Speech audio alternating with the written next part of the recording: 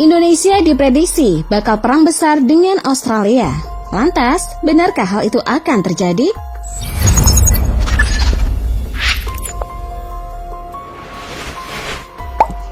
Apa kabar sahabat Garuda? Nama Nostradamus baru-baru ini kembali naik daun, menghebohkan warga Nusantara karena beberapa ramalannya. Siapa sih Nostradamus sebenarnya? Seorang astrolog, dokter, nama Michel de Nostredam atau Nostradamus, dikenal sebagai seorang peramal terkemuka di Prancis. Seorang bangsa Yahudi yang lahir di Prancis pada abad ke-16. Pada tahun 1529, Nostradamus menjadi dokter bagi Raja Prancis Charles IX. Dan di usia 40 tahun, Nostradamus sering melakukan meditasi hingga melihat penampakan masa depan. Penampakan demi penampakan mulai ia tuangkan sebagai serangkaian puisi dalam bahasa Latin dan Perancis. Penampakan yang ia lihat kini tersusun rapi menjadi prediksi per tahunnya. Namanya baru benar-benar diperhitungkan di Eropa ketika ia menerbitkan buku ramalan berjudul The Complete Prophecies atau Les Prophéties pada tahun 1555 ketika ia berusia 50 tahunan.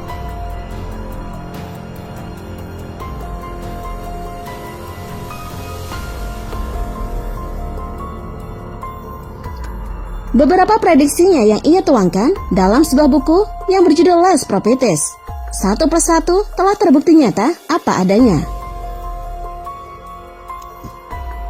Nostradamus setidaknya menulis 6.338 prediksi yang akan terjadi tentang pembentukan dunia, perubahan politik, perang, hingga bencana. Nama Nostradamus kembali naik setelah prediksinya mengenai Ratu Elizabeth II yang akan meninggal pada tahun 2022 terbukti secara tepat. Waduh, kok admin jadi merinding ya? Tak hanya itu, Nostradamus juga menuliskan bahwa tahta Ratu Elizabeth II akan diduduki oleh putranya Raja Charles III. Namun, Nostradamus juga menuliskan bahwa di tahun 2022 Raja Charles III juga akan lengser dari tahtanya. Bagaimana menurut sahabat Garuda?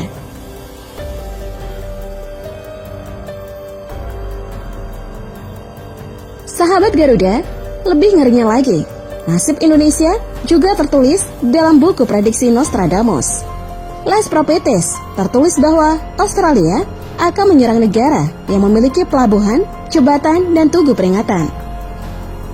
Pada buku tersebut diramalkan bahwa Indonesia dan Australia akan berebut supremasi di Laut Hindia. Hingga perselisihan tersebut menjadi konflik senjata yang diikuti oleh perang besar. Adapun kejadian peperangan tersebut terjadi pada kisaran tahun 2037 mendatang. Bagaimana sahabat?